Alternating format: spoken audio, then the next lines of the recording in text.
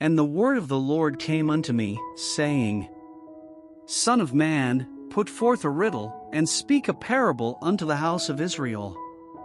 And say, Thus saith the Lord God, a great eagle with great wings, long-winged, full of feathers, which had diverse colors, came unto Lebanon, and took the highest branch of the cedar. He cropped off the top of his young twigs, and carried it into a land of traffic. He set it in a city of merchants. He took also of the seed of the land, and planted it in a fruitful field. He placed it by great waters, and set it as a willow tree. And it grew, and became a spreading vine of low stature, whose branches turned toward him, and the roots thereof were under him. So it became a vine, and brought forth branches, and shot forth sprigs. There was also another great eagle with great wings and many feathers, and, behold, this vine did bend her roots toward him, and shot forth her branches toward him, that he might water it by the furrows of her plantation. It was planted in a good soil by great waters, that it might bring forth branches, and that it might bear fruit, that it might be a goodly vine. Say thou, Thus saith the Lord God, Shall it prosper? Shall he not pull up the roots thereof, and cut off the fruit thereof, that it wither? It shall wither in all the leaves of her spring, even without great power or many people to pluck it up by the roots thereof. Yea, behold, being planted, shall it prosper? Shall it not utterly wither, when the east wind toucheth it? It shall wither in the furrows where it grew. Moreover the word of the Lord came unto me, saying, Say now to the rebellious house, Know ye not what these things mean? Tell them, Behold, the king of Babylon is come to Jerusalem, and hath taken the king thereof, and the princes thereof, and led them with him to Babylon.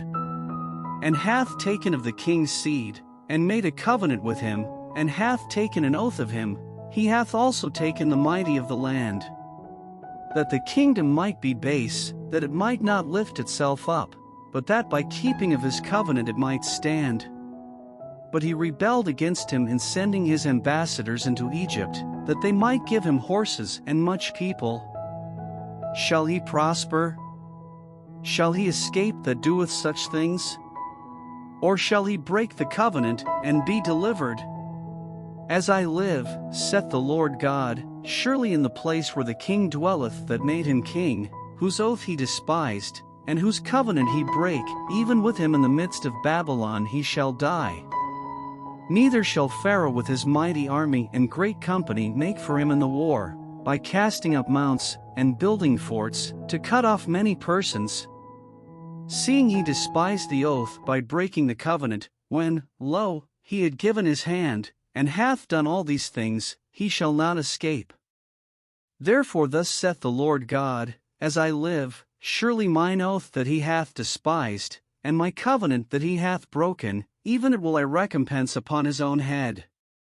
And I will spread my net upon him, and he shall be taken in my snare, and I will bring him to Babylon, and will plead with him there for his trespass that he hath trespassed against me. And all his fugitives with all his bands shall fall by the sword, and they that remain shall be scattered toward all winds, and ye shall know that I the Lord have spoken it. Thus saith the Lord God, I will also take of the highest branch of the high cedar, and will set it, I will crop off from the top of his young twigs a tender one, and will plant it upon an high mountain and eminent. In the mountain of the height of Israel will I plant it, and it shall bring forth boughs, and bear fruit, and be a goodly cedar, and under it shall dwell all fowl of every wing, in the shadow of the branches thereof shall they dwell. And all the trees of the field shall know that I the Lord have brought down the high tree, have exalted the low tree, have dried up the green tree, and have made the dry tree to flourish. I the Lord have spoken and have done it.